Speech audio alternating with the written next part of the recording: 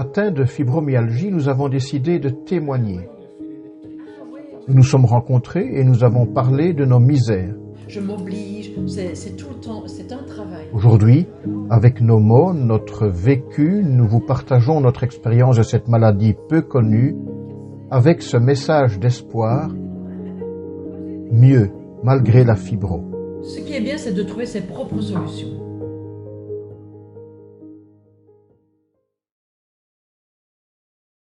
Bonjour. La maladie enferme, dit-on. La patiente ou le patient s'isole, habité par ses douleurs, sa souffrance, la personne rumine. Elle tourne en rond, un peu comme ses pensées finalement.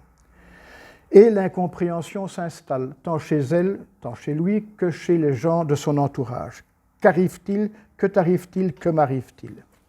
Avec Edith aujourd'hui, on va voir avec un seul exemple bien révélateur que le choix se résume pour beaucoup de personnes à rester enfermé chez soi ou à sortir de chez soi. Le dire, c'est bien, le faire, c'est autre chose. Bonjour Edith. Bonjour André. En quelques mots, quels sont les soucis qui t'ont amené à finalement fermer portes et fenêtres et à être toute seule chez toi? La douleur, le fait d'avoir des difficultés pour me déplacer. Je marchais avec une béquille, donc pour faire des courses, c'est pas évident. C'est la mobilité, voilà, on se renferme sur soi-même. Parce que quand on préparait la rencontre ici, tu disais que tu te sentais impuissante. Oui, impuissante. C'est-à-dire? C'est handicapant, hein. Il faut la tenir, il faut tenir ses sacs, il faut tenir un parapluie. Donc, plus l'envie de sortir de ce fait. C'est ça. Uniquement cet aspect d'impuissance, mais tu dis aussi que tu te sentais parfois délaissée.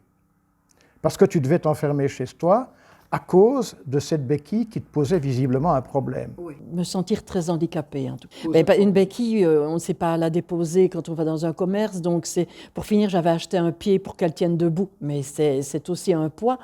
C'est handicapant. Et puis un jour, tu décides de changer d'outil de mobilité, si je peux dire. On m'a offert des bâtons de marche. Et là, je me suis rendu compte que j'avais une force. Au lieu d'avoir cette béquille qu'on doit porter, le bâton de marche, ça donne une force, l'appui, ça donne une force de marche en tout cas. C'est moins invalidant en tout cas. Vis-à-vis des autres, de moi, mais vis-à-vis des autres, c'est... L'image de toi qui est rendue plus positive. Plus positive, ouais. Et comment l'idée était-elle venue de passer de la béquille au bâton de marche? On me les a offerts. On me les a offerts et franchement... Dans le cadre d'un cadeau, d'un cadeau. Probablement que je cherchais la solution inconsciemment, probablement. Et c'est ma sœur qui me les a offerts et je leur remercie parce que ça n'a plus rien à voir. C'est la facilité de la marche. J'ai retrouvé une force en tout cas. Alors finalement, dans la période béquille, ton image de toi, elle était quoi, négative? Elle était négative, je me sentais frustrée. Et puis, même dans la famille, on me disait mets-la à la poubelle, ta béquille, t'en as pas besoin. Donc, l'image que je rendais était forte. Je faisais l'handicapé. Et ça ne t'allait pas? Non, pas du tout. Non, parce que c'est pas le but. Hein. Je dis toujours, on ne marche pas avec ça pour un plaisir. Hein. Il suffit de passer, je dis il suffit entre guillemets, de passer de la béquille au bâton de marche. Et dans ta tête, qu'est-ce que ça signifiait finalement? Ah, c'est une délivrance, hein. Parce que j'ai retrouvé une force que je n'avais plus. Parce que la béquille, on s'appuie dessus, donc on se laisse aller. Que là, ça me donne un tonus. Oui, je me sens plus vivante. Tu te sens plus vivante. Oui, tout à fait. Et donc, tu n'utilises pas tes bâtons de marche dans la maison. Non. Donc, c'est quand tu sors. Quand je sors. Donc, les bâtons de marche t'ont permis de ressortir au grand air. Ah, tout à fait. Ça te manquait? Oui. Oui, parce que maintenant, je vais faire le tour de la ville sans avoir ce poids de me dire où est-ce que je vais déposer ma béquille. Oui, vraiment. C'est une délivrance, franchement. Et si tu devais trouver un mot pour parler de cette délivrance, ou une phrase? Moi, je dis toujours qu'il y a des solutions à tout problème et je préfère ça que de pleurer sur mon sort. Je préfère avancer, moi.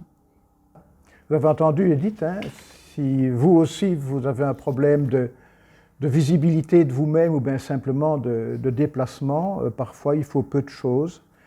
Le souffler à l'oreille d'un proche et peut-être recevoir ça en cadeau, ou bien simplement dire « moi j'ai besoin de telle ou telle chose », parce que ça ne se limite pas évidemment à la marche, ça peut être plein de choses dans l'aménagement de la maison, dans un tas de situations de vie, donc n'hésitez pas, il vaut peut-être mieux, comme dit Edith, faire ce pas-là que de ruminer tout le temps sur son sort, de se plaindre et de finalement s'enfoncer. Merci Edith. De rien.